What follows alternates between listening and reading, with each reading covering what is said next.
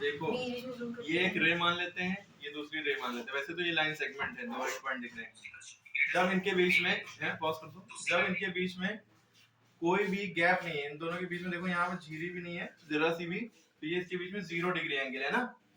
लेकिन अगर हम हल्का सा खोलेंगे तो 1 2 3 4 5 6 7 8 9 10 डिग्री हो गए, 20 30 40 50 60 70 80 90 डिग्री हो गया ना।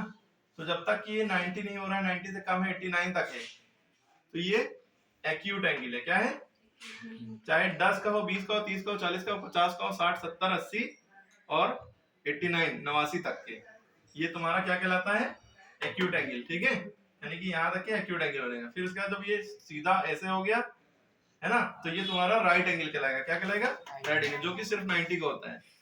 1 से 89 तक के जो एंगल होते हैं, 1 से 89 तक एंगल सारे एक्यूट एंगल होते हैं। जो राइट एंगल होता है वो 90 का होता है।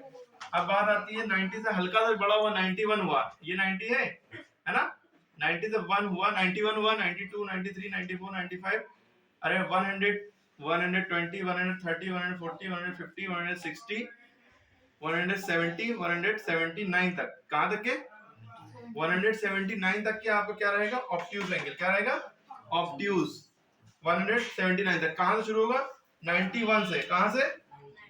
91 से, क्योंकि खाली 90 का राइट होता है, 90 का राइट होगा, 91 से 179 तक के ऑब्ट्यूज होगा। ठीक है, अब ये सीधा एंगल बन गया। ये देखिए, ये पूरा 180 डिग्री का है। चांदा आपके पास है, प्रोट्रैक्टर है ना, प्रोटेक्टर नहीं, प्रोट्रैक्टर, वो आपका ये 180 डिग्री का स्ट्रेट एंगल हो गया।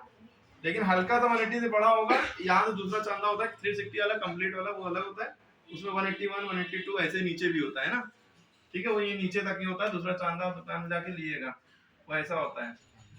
ठीक है, तो अगर 181 180 है, 180 से हल्का सा बड़ा 181 हुआ, 181 से लेकर फिर ये 200 हो गया, 210 20 30 40 50 60 70, ये 270 हुआ है ना। फिर उसके बाद 280 290 300 310 320 330 340 350 359 तक के, 359 359 तक के जो होगा हमारा। कहां से 359? 181 से।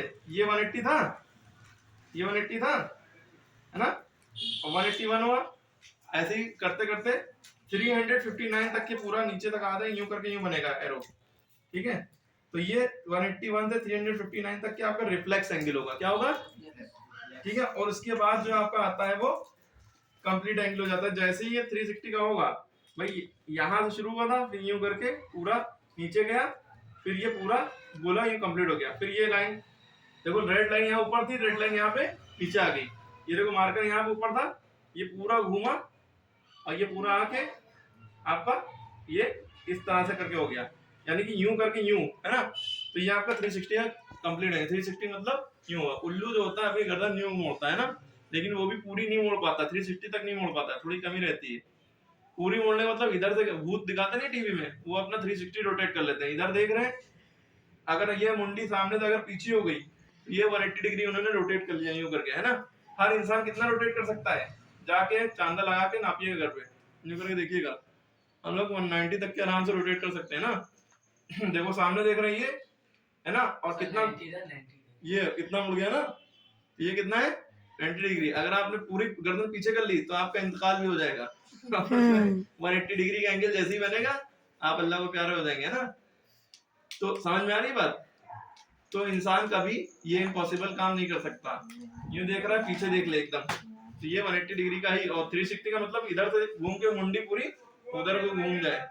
मूवी है ये इश्क, आमिर खान की है, उसमें पूरी गर्दन इधर घुमा के दिखा दी, पता नहीं कैसी एनिमेशन होता है वो सब जो है कंप्यूटराइज्ड सारा मामला होता है, सॉफ्टवेयर से होता है। ठीक है, तो अगर पूरा घूम गया तो समझ लिया आप भूत है, भूत नहीं है, मतलब अल्लाह को प्यारे हो चुके हैं। ठीक है, तो ये आपके टाइप्स ऑफ एंगल के बारे में था। समझ में आ गई बात? अब याद रहेगा इंशाल्लाह।